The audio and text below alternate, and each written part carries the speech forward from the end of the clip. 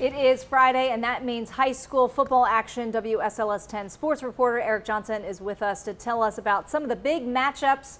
Welcome, and this week is not going to be the soaker like it was last week. Oh, it will not be, thankfully. I think I finally dried out. I don't need to get wet anymore. Poured on you guys. I felt bad for you, but yes. this week not gonna happen. And for game of the week, we'll be a little closer to home also. Okay, where you be? We got Auburn taking on Glenver, so we'll head out there. A big matchup in the Three Rivers District. Two teams that have really made a name for themselves over the years in the 2A region. So we'll be excited for this one. Auburn has a new coach, Cam Akers, familiar with the team. He comes from Floyd County, who's also in the same district. And then Glenver is, of course, coming in on a 3-game winning streak. And as you can see, this was the game I was at last week where it just poured down in Giles. But they got the win in overtime.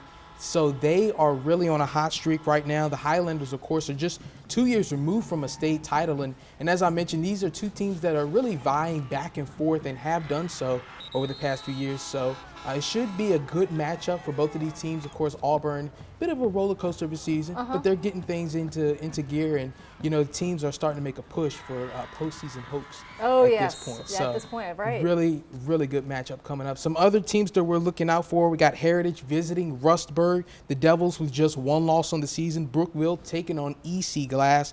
Alta Vista is going to visit the defending state champ, Appomattox. Get this, the Raiders are on a 21-game win streak, dating back to last season. So it's like they can't be stopped right now. So have at it for the Raiders. Yeah. And, of course, Giles going to Radford. Bobcats have won their last 3 games, so they're on a hot streak. And then Martinsville is going to take on GW Danville. Both of those teams are sitting at 4-2. So a lot of good matchups going on this weekend. And as I said, week 8, it's hard to believe, you know, time flies. Is it 8 weeks? Oh, wow, that's crazy. Week 8, time flies when you're having fun. Yeah, but, absolutely. You know, so teams are really starting to make a push right now and really starting to separate themselves. Hey, are we going to make a run here or are we going to take a back seat? But it's exciting, that's for sure. All right, well, thanks for joining us, and be safe out there, okay? Yeah, nice and dry. All right, we'll be right back.